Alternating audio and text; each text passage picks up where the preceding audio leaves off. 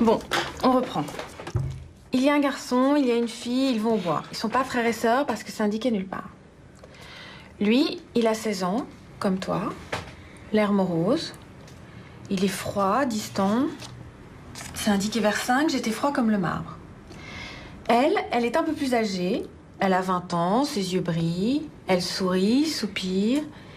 Et lui d'ajouter, je ne savais que lui dire, je ne vis pas qu'elle était belle. Donc, un garçon et une fille vont au bois. Ils sont dans quel état? Ils sont pas dans le même état.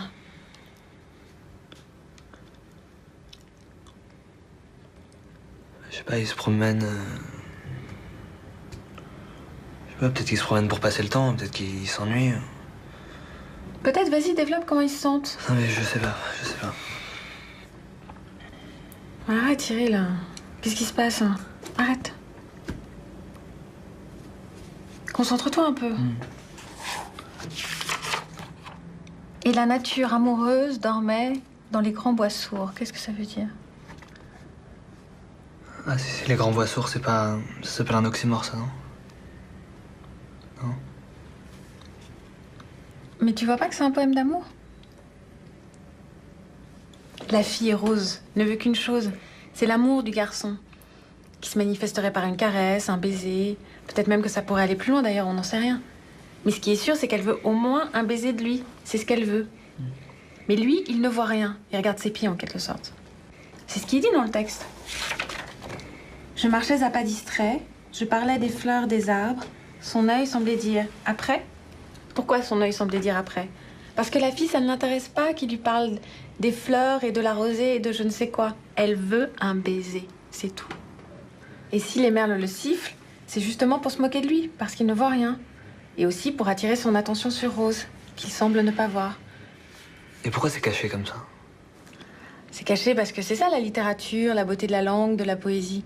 C'est que tout n'est pas dit directement, un climat est posé, mais pour l'essentiel, il faut savoir lire entre les lignes. Non mais c'est pas ça que je veux dire, pourquoi elle se cache? La fille, Rose. Comment ça, elle se cache, je comprends pas. Ouais, enfin pourquoi elle lui dit pas simplement ce qu'elle veut? Ah, d'accord. Elle lui dit pas d'abord parce qu'il y avait à cette époque des codes amoureux qui existent toujours d'ailleurs.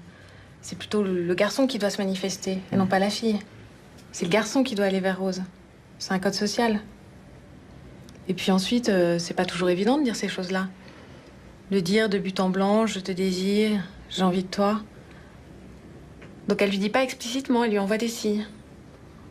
Des signes? Oui, des signes.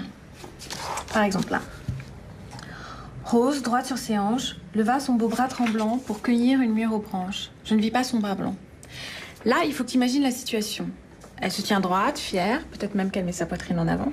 Mais surtout, elle passe devant lui, son bras dénudé. Comme ça. Elle l'allume si tu veux. Et puis plus loin. Rose défit sa chaussure et mit d'un air ingénu son petit pied dans l'eau pure. Je ne vis pas son pied nu. Tu vois, il le dit lui-même, il voit pas ses avances. Si elle enlève sa chaussure, c'est pas uniquement parce qu'elle a mal au pied. C'est aussi pour lui montrer son pied. Et puis elle soupire, ses yeux brillent. Enfin bref, elle multiplie les signes. Elle n'attend que ça. En plus, ils sont dans un espace clos, dans un bois, seuls, l'un à côté de l'autre. Elle lui montre son bras dénudé, ses petits pieds. Tout a un sens dans le poème. Tout est tendu vers le désir de Rose. Et pour prendre une mûre aux branches, alors c'est quoi ça? Parce qu'elle est mûre. Mûre pour un baiser.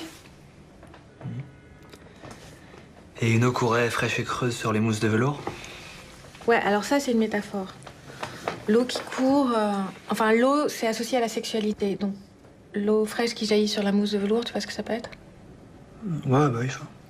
Donc, t'as compris maintenant? Ouais.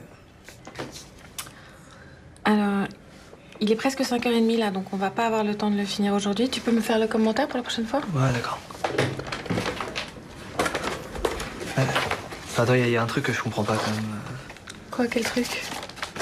Là, cette histoire que la fille, elle a jamais rien le droit de faire de direct. Ça veut dire qu'il y a une fille, qu'un garçon lui plaît, qu'elle sait qu'elle lui plaît, et s'il fait rien, elle fait rien parce que c'est une fille, donc il se passera rien. J'ai rien compris. Bah, par exemple, toi. Si un garçon, il te plaît, mais... Enfin voilà, qu'il fait rien par timidité. Enfin, de quoi, tu feras rien? Ah bah non, je ferai pas rien, mais je lui ferai comprendre qu'il peut y aller, qu'il n'y a pas de risque. Ouais, donc c'est-à-dire des signes. Mais le problème, c'est que l'amour rend aveugle, donc... Comment on fait pour voir ces signes? Je sais pas, c'est des gestes, des mots. Y a pas de règle, ça s'apprend avec l'expérience. Expérience. Mais... Enfin... Quand on n'a pas d'expérience, comment on fait alors? Justement, il y a une copine qui me disait un truc hier. Les femmes pardonnent parfois à celui qui brusque l'occasion, mais jamais à celui qui la manque. En gros, ce que ça veut dire, c'est que c'est pas grave de se planter. Ce qui est grave, c'est de pas essayer. Ouais. Non, parce qu'il y a une fille là, mais je suis pas sûr. Mais il y a eu des signes. Ouais. Ouais, je crois que je sens enfin, un truc dans sa façon d'être et des fois on se touche sans faire exprès. Bon, bah c'est ça.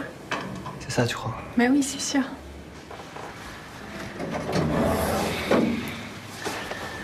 Bon bah... à samedi alors. Ouais, à samedi. Samedi.